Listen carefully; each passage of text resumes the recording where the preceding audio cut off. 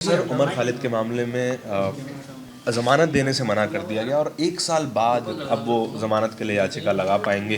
कितना इनजस्टिस देखते हैं, क्योंकि लोग कह रहे हैं कि ये लगभग इनजस्टिस ही है और अगले ही दिन सेम तरीके के मामले में सुप्रीम कोर्ट ने एक व्यक्ति को ज़मानत दे दी। ये तो घोर अन्याय है। देखिए, पहली बात तो 5 साल अगर आप जेल में रह चुके हैं और आपका ट्रायल अभी शुरू भी नहीं हुआ और ट्रायल शुरू होने या ख़त्म होने के कोई आसार भी नहीं है, तो रूल ये है कि ऐसे केसेस में बेल दे दी जाएगी। लेकिन अनफॉर्चुनेटली सुप्रीम कोर्ट ने इस केस में ये नहीं माना।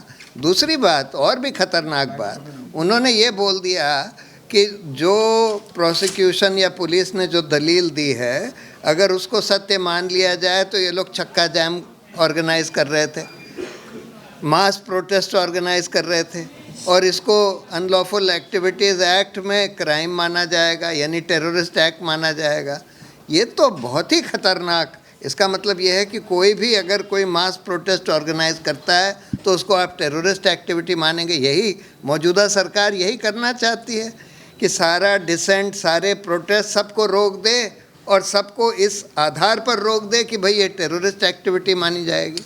तो ये तो बहुत खतरनाक है। सर, इस फैसले के बाद आर्टिकल 21 भी प्रिवेल नहीं कर पाएगा बेल मांगने के आधार पे, तो क्या ये भी एक खतरे की घंटी देखेंगे? नहीं, ऐसा नहीं। देखिए, ये फैसला जो है मेरी राय में जो लार्जर बेंच के फैसले हैं इन इश्यूज़ पर बेल के मामले में, उनके खिलाफ है।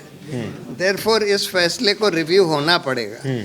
तो जैसे दुष्यंत दवे ने भी बोला कि इसमें रिव्यू पिटिशन और फिर क्यूरेटिव पिटिशन फाइल होनी चाहिए, और इसमें क्यूरेटिव पिटिशन में हो सकता है सुप्रीम कोर्ट अपनी राय बदल ले। सर, एक और मामले में अरविंद दे को ज़मानत मिल जाती है इसी ग्राउंड पे कि उनकी डिटेंशन पनिशमेंट बनती जा रही है।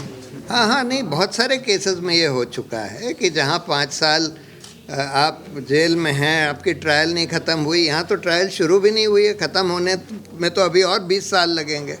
तो इसलिए इस आधार पर बिल्कुल इनको बेल मिल जानी चाहिए थी, खासकर जब इनके खिलाफ कोई ये एक्यूजेशन भी नहीं है कि इन्होंने कोई वायलेंस करी। और दूसरी बात, उनकी जितनी पब्लिक स्पीचेस हैं, खासकर उमर खालिद की जितनी पब्लिक स्पीचेस हैं, उसमें एक भी ऑब्जेक्शनेबल नहीं है। ये तो पुलिस किसी प्रोटेक्टेड विटनेसेस के आधार पर कह रही है कि इन्होंने कुछ कहा कि भाई ये मिर्ची इकट्ठा कर लो वगैरह वगैरह।